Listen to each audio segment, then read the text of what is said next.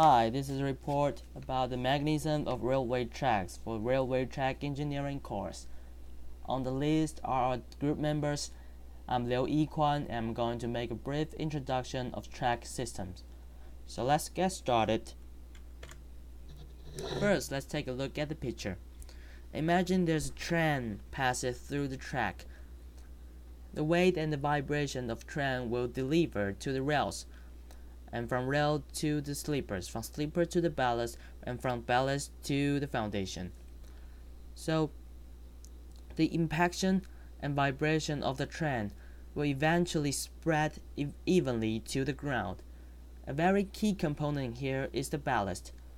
The track ballast is crushed stone, and the purpose is to support the ties and allow some adjustment of their position, while allowing free drainage. Rail is the main part of the system. It has to be able to take the impaction and vibration of trains passing by to provide the safety of trains. Since the rail is a non-full elastic substance, it will gradually deform after use. The deformation will cause lots of problems. Thus, the rail needs to fulfill the following conditions: sufficient strength, safe ride, comfortable ride, economically efficient, and easy maintenance.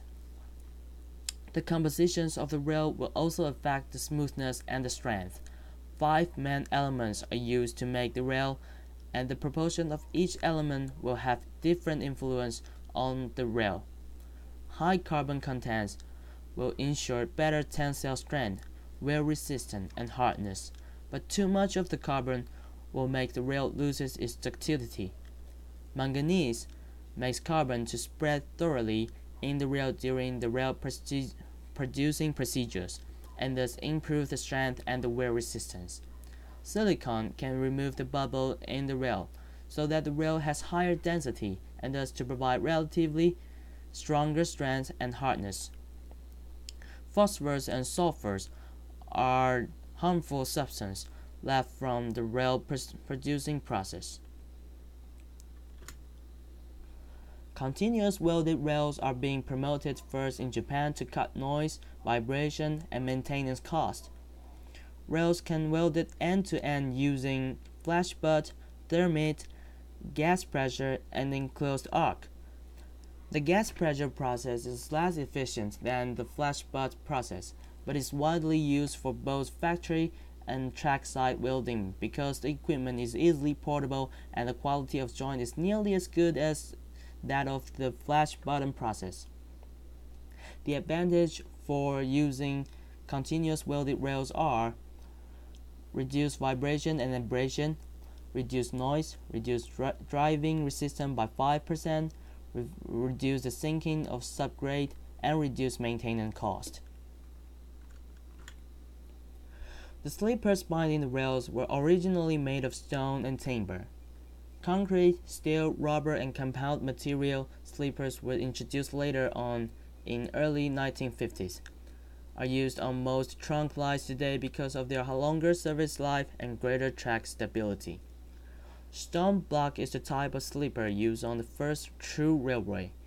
Consisted of a pair of stone blocks laid on the ground. One advantage of this method of construction is that it allowed horses to thread the middle path without the risk of tripping. Timber ties are usually hardwoods, and oak is a popular choice. While they have the advantage of accepting treatment more readily, they are more susceptible to wear. Concrete ties have become more common mainly due to the greater economic and better support of the rails under high speed and heavy traffic. Steel ties handle heavy loads and have proven performance in handling adverse track conditions. Steel ties are 100% recyclable and require up to 60% less ballast than concrete ties and up to 45% less than wood ties.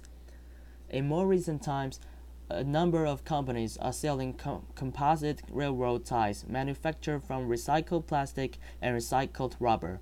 Aside from the environmental benefits of using recycled material, Plastic ties usually replace hardwood ties soaked in creosote, which is toxic chemical.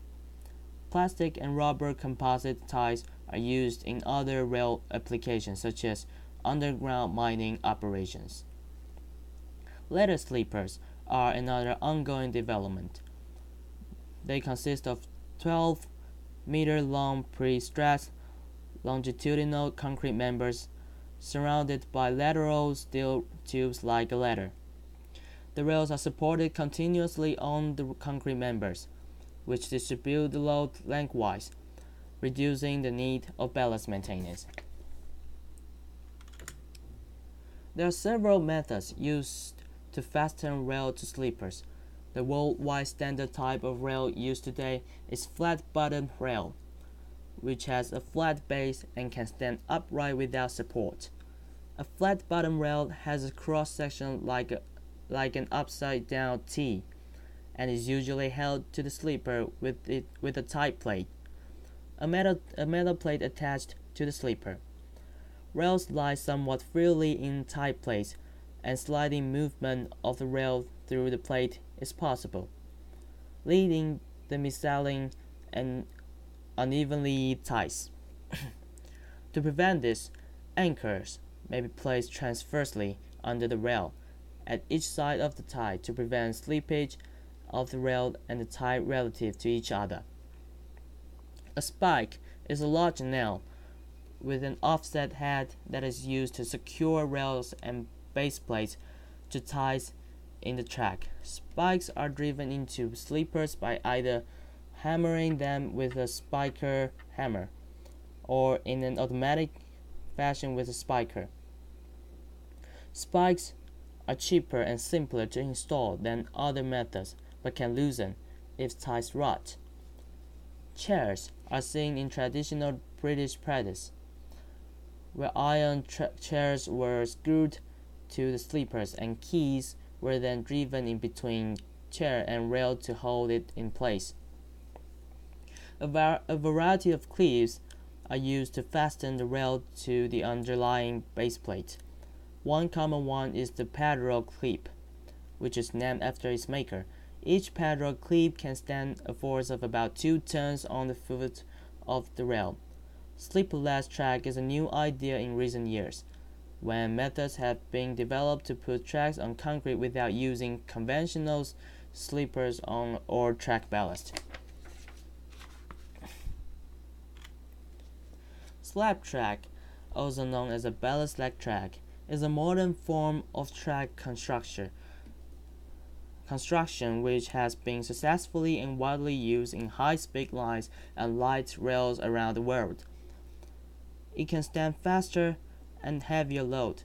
The disadvantage of traditional ballastless track structure is the high cost of maintenance, especially surfacing and lining to restore the original design track geometry and smoothness. This weakness can be overcome by using ballastless track.